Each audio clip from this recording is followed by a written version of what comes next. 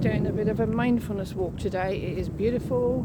It is nearly the end of November. There's a lot going on this week. Something just dived out of the water down there next to me. So I've made a bit of a loop around the river today. I wouldn't normally do. Haven't done it for several years, but things are improving gradually. Still bought this just in case I need it. Walking, old trusty walking stick, because it's a bit slippery around here after the storms. But I just wanted to pop in and say hi, because I don't do many videos lately, and say we've got some book launches coming out this week, which I'm really excited about. Well, book releases, the launches are in January. That's the big day. But yeah, I'm just enjoying this today. Sunshine on my feet instead of on my butt at the computer. Got to a point I needed to move so I can get rid of some of the aches and pains there. But yeah, this is gorgeous out here. There's a lot of helicopters around today. I think there's some military practice going on. Just waffling away because why not? I don't often pop in and say hi on video. I haven't done it for ages. So I need to do it more. I've got to get used to doing it and come in with a strategy, which sounds a bit pathetic really, saying strategy for talking. Talking's talking. But yeah, just to say hi really and say I'm still here.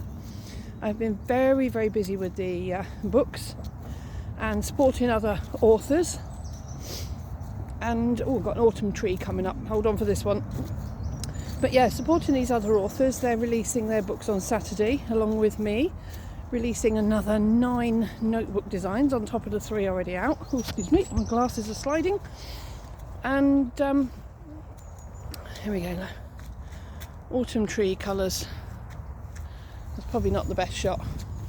Let's get the river behind it. So yeah, all these extra books coming out on Saturday. I've absolutely had a whale of a time the last 3 months supporting them and helping them get their self-help books out. Here we go, look. Beautiful colours, look at them. Probably not the best one in the world, but it's a start. We might find some more en route. So I'm loving helping these authors get their books out and just been working with them. And it's amazed me because one of the things that has challenged me, like a form of, the word's gone out my head now, imposter syndrome, is ever since I first started my mission back in around probably 2015, 2016, was the biggest question that was thrown at me by friends and family were, well, what makes you think you're qualified to do that? Or, why don't you just go and get an ordinary qualification or do an ordinary job? And to me, a lot of it felt very insulting and hurtful, and it made me really question what I was doing. But in my gut, I knew that what I had done to help my son was important to help other people too. I knew I had to keep going with it. I knew I had to persist and have intention on getting this strategy out there to help other parents, other teenagers, other young adults. And ultimately the strategy I devised became so powerful that I realised it's got a lot more potential than that. But unfortunately at the moment there's only me, so it's one step at a time. I can't be an army of one. And that's where this year has been a massive game changer for me. Is I went on a course about building strategic business partnerships. Not really knowing what to expect, but knowing that I needed to learn to build business partnerships to be able to get my business off the ground. And that's taken me places I did not expect this year, with contacts I already had and was working on, but it's given me the courage to take that to the next level. And this comes back round to the imposter syndrome in a sec, so bear with me. So the next thing was I started a different coaching program because I realised through the first coaching program that one of my priorities was getting help with my ADHD, which again was a discovery only about 3 years ago, after writing the book, after developing all the strategy for emotional awareness, and realising, hang on a minute, I've been so busy looking at my son and looking at all the rest of the world, I hadn't looked at me. And so there's been quite a journey of self-discovery there. Not rejecting myself because of it, it wasn't that, but learning how to work with it. And so the first person I met on this business partnership course was Coach Rory Lemon. And his work is based off of exactly that work, in having grown up with dyslexia, Asperger's, ADHD, put it all together. You can imagine the challenges. But he built a successful career as an osteopath, and then later on decided to transform all that and more into his current coaching business, helping other neurodiverse creatives or neurocreatives to create what he calls functional, with a capital F-U-N, functional business models instead of scattered ideas and thoughts. And so from that, doing an extra month's training with Rory, I then developed the self-help bookshelf. And this is where it became really interesting, because, oh my goodness, sorry, it's all flooded down here, this side. That's not even the river. The river's this side. But it's like that most sides of the river where I'm walking right now. Anyway, I distract. But that's the whole point of a mindfulness walk, is to actually pay attention to what's going on. So anyway, back to functional. So part of building my business for the emotional awareness, teenagers, etc., is about my books and courses. And one of the topics that came up was that Rory had a list of books that he would love to write too, but he didn't know where to begin. I mean, he'd kind of written content, but had no idea how to actually publish or self-publish. And then there's another, so this is a coach, and then we're like a qualified, experienced coach. And so then I've also been talking to another therapist, a trauma therapist, Emma Oldershaw, who I've been speaking to since last November when I met her. And again, she kept saying, I really want to self-publish my book, but I don't know where to begin. And so somewhere out of all of this, we began the self-help bookshelf. So Rory and Emma got introduced as well, and we started meeting once a week and writing books. And with, I'll tell you what, so much intention from their part. Within less than 90 days, I think it came to something like 83 days when I counted up last night, but in less than 90 days, they have self-published their books. And I'm going to turn around here and show you, look how beautiful this part of the river is. Absolutely beautiful. And if I turn around over there, you can see the church. Sorry, my hands are shaking. But yeah, beautiful part of the river here. Some posh houses the other side as well, and someone's gardening. But anyway, so yeah, all these books are out, and they are being released on Saturday the 30th of November. But that is the release date, because there's still a lot of work for them to do in the next 4 or 5 days up to that. And then there will be even more work. My word, they're in for a shock.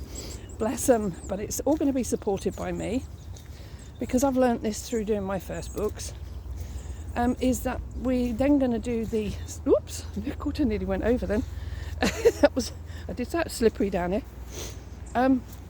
We're going to do the proper launch celebration in January.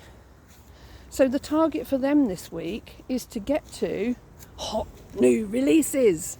That's what I want to see, is them getting emails telling them their book is a hot new release, and seeing them ideally at number 1. We need lots of people support for that, to go along to get their books and order them. But then in January is when we build the bigger audience. So at the moment, this is all about what we call the inner circle, all the people we actually know. And all the people we actually know, oh my goodness, this is getting dangerous here, actually help at this stage, so that for the launch, the next stage, they can build a bigger audience, and then be looking at sometime in January, aiming, we say, what's it? Aim for the moon and shoot for the stars. So we're aiming for the moon this Saturday with hot new release. And then in January, we will be aiming, look, it's beautiful. In January, we will be aiming for bestseller, which is aiming for the stars. It is absolutely stunning down here today. I came down for a walk yesterday, but not to this part of the river. I walked down the garden centre with my daughter yesterday in the storm, apart from it wasn't raining. And we sat down a different part of the river. And it was lovely just sitting there, even though the wind was mild. But I digress again. I'm good at that. That's part of the ADHD. But anyway, I'm getting used to it. And, this is part of working with me, putting up with those momentary interludes. But it's all good fun. It's called loving life and not missing the little things around you. When people say, pay attention to all the little things around you and don't miss them while you're heading forward, well, try being ADHD. You can't help but do that. I've got a very wet and muddy puddle ahead of me. This is going to be an interesting one. I don't know if you can see that, but this bit looks challenging. So anyway, we're aiming for the stars for January, and all support this week would be grateful. I know this is going on along, and if anybody's even listening to this, it's probably a miracle by now. My goodness, hang on, I'm going to turn this camera around a sec if I can. No, I can't. I'm going to turn it that way. Look, this is really wet here. Somehow I've got to get through here with the walking stick. I think I'm going to have to kind of stay on the bank and hope I don't slip. I'll be back with you in a sec. Now, left or right? Trying the left. Right, we're there. We made it, yay. Minor success, even though my shoes feel slippery now. So yeah, it's been an incredible year when I think that 1 year ago I was being tested for Alzheimer's and stroke and heart attack because I was so ill and nobody knew what was wrong with me. And the ultimate result was, and this is why to me self-help books are so important, like really do not dismiss the power of them. GPs didn't know what was wrong after doing all their basic testing. So the advice I was given was to sort my mental health out and then my gut will heal. Well, that had nothing to do with my back pain either, but that's a different story. But yeah, I was so ill internally last year that I couldn't even communicate. So talking today for this long is a miracle. I couldn't even have contemplated this last year. And so, right, I'm at the end of the river now. I've got another bridge. Oh, I forgot about the middle bridge. That one just goes to a private house. And then I'm back on the main road. So, where was I? Yes, self-help books are so important because GPs said to me, well, we don't know what's wrong with you, and therefore just sort your mental health out and your gut will heal. Right? This is after 16 years of gut problems that had got so bad that for me it was like living with food poisoning every single day on a low level, some days a worse level, some days literally 3 days at a time, like proper food poisoning. And I did not believe that all came from my head and my mental health. No way. And I was really disappointed in that kind of advice from the GPs, very disappointed. And so I asked for allergy testing and they said, no, you don't need that. And so from there, it was going back through the strategy in the book that I'd written, Brain Unchained, that kept bringing me back round to the concept of health. Like, my quote is, mastering life is all about mastering change.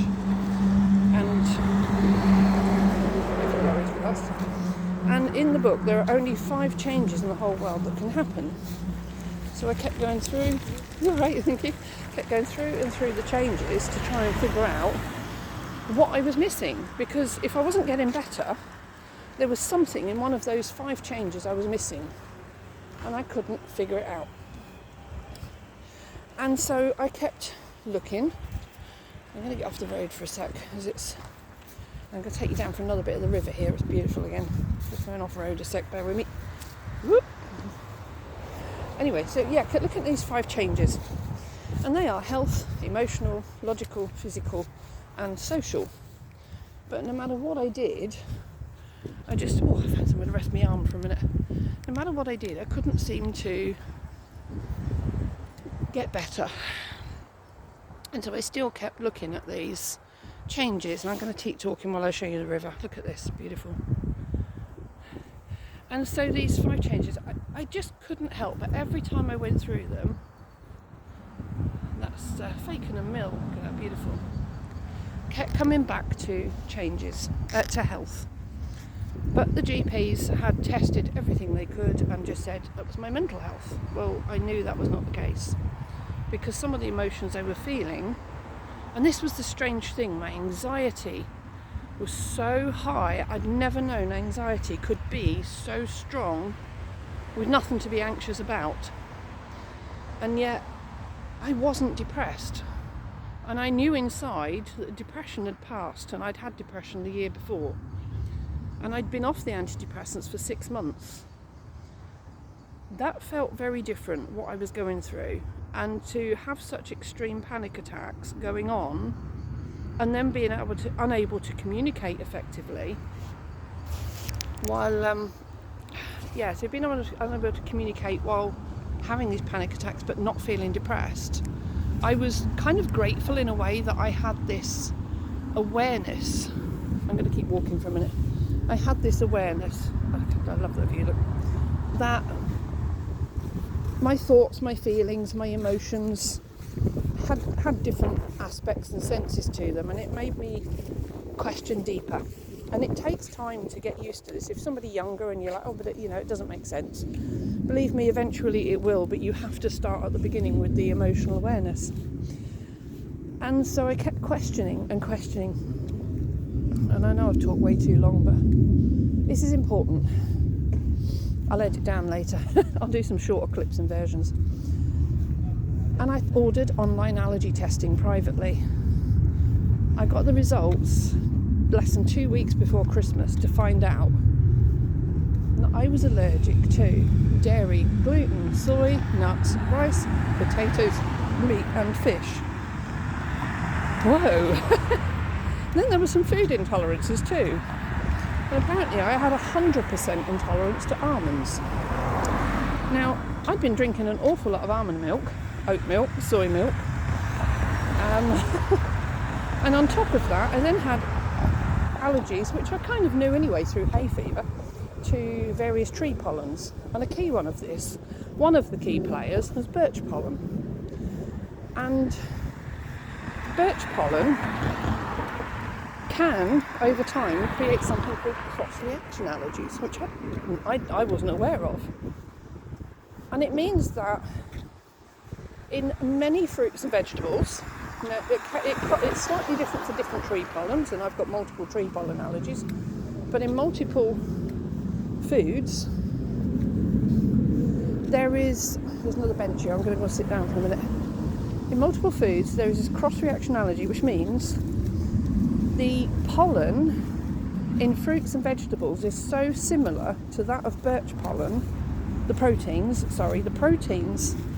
in the fruits and vegetables are so similar to the proteins in birch pollen that my body couldn't tell the difference and was having an internal allergic reaction to almost everything I was eating. So when you put all of that together, no wonder I was so ill.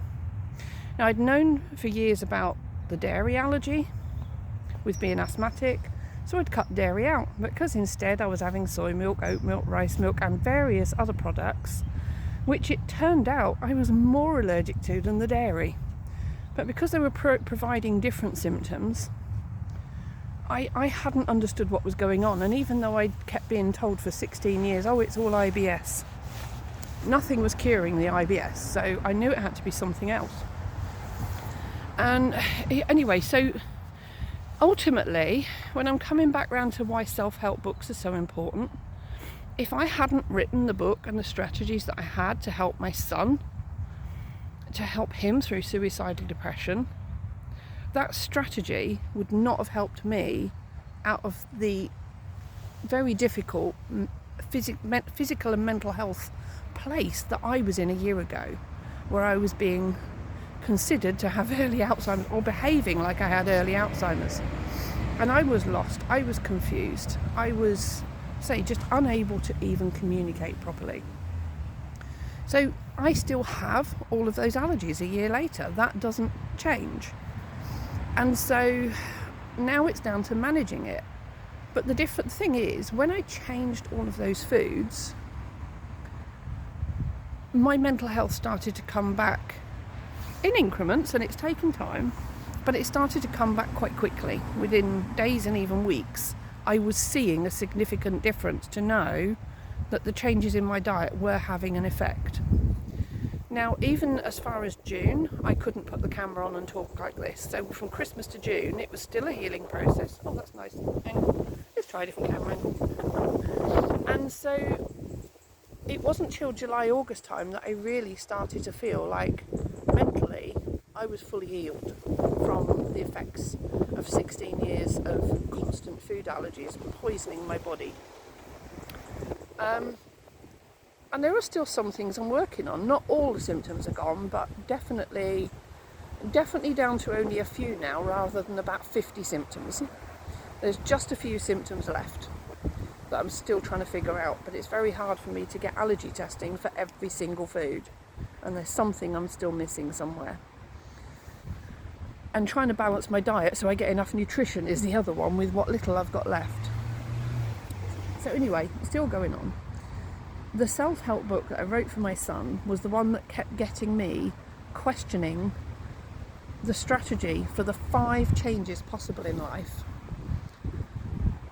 even when the GPs had no answers for me. And that's why this year I am back. Mentally, I am back. I am... Oh dear, excuse me, my arms are aching now.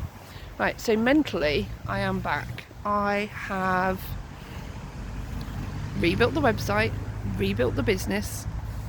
I have written more books, released more notebooks. I've supported 2 other authors so far in mentoring them through writing their self-help books. And that's where I still haven't come back around to the bit about imposter syndrome. That through all of this, the majority of the people I have connected with that have supported my vision, even when I've been lost and out of the game and unwell, the people that have been there waiting for me, and the people I've connected with since and before, are nearly all, I'm not kidding you, all the people that supported me in my business are nearly all counsellors, therapists and coaches and mentors. That was not where I was expecting my business to go. When everybody else said to me, lovely hairdo, look, but when everybody said to me, what are your qualifications? My answer's always been this. When my son had suicidal depression, and all the help that I could get in place for him, if I could get it and when I could get it, sometimes would take weeks, months or even years to get support, only for him to turn his back on it, right? I did not need qualifications to be a mum, to be a good mum. And ultimately it was me taking this whole different strategy and mentoring him that led to his recovery. And the same when the GPs gave up on me and told me it was my mental health, when actually it was something more serious with multiple food allergies that they were refusing to even test, let alone diagnose. It was when the GPs gave up on me that my strategy saved me. And all along there's these other coaches, therapists and mentors and counsellors and all these other people who have seen the value in my strategy, in that you need to start by first of all understanding the emotional cycle. When you get that and you understand the 5 reasons why emotions change, just 5 in the whole world, when you get that, it gives you the power to start making your own changes. I must admit 16 years was a little bit long for me to make mine, but because I was already probably 6 years into that journey, 7-8 years into that journey of ill health, before I even began developing my strategy, and my strategy was developed for the purpose of helping my son, it was not on my mind that strategy was being created to save me. And it wasn't till I really hit rock bottom, and that's the other part, one of the first chapters in there is about knowing when you're lost. And for years I felt like I wasn't lost, because I felt like I was looking for answers, like I was going to the GP. I was trying different strategies, trying different foods and medications and elimination diets, and I didn't feel lost because I was trying things out and trying to go in the right direction. But somehow that just led me more and more and more in the wrong direction. And that was when eventually it was like, oh, I really am emotionally, mentally and physically lost for what to do next, that my strategy finally made me seek the right answers my own way. And that's why I do what I do, is because I want people to have that power to feel like they own their own life, right? We're human beings, right? We are not part of a process. And for many things, too many people feel like they're part of a process now. And it takes away that sensation of being human. So let's give back that power of being human and start by learning about the one thing that makes us exactly that. And that is the emotional cycle. Well, so much for a quick 2-minute video. I've gone on 26 minutes. But you know what? I'm going to go and edit this out. I know there's some absolute golden nuggets in this today. But if you are free to come and join us in the book group on Saturday, please do. The Self-Help Bookshelf on Facebook and on YouTube. And before I go, I'm going to give you one last view of the river. And the swan coming up to pay a visit. Look at that. And the last bit I'm going to go and enjoy on my own, because I've enjoyed chatting. It's time to go home. Take care.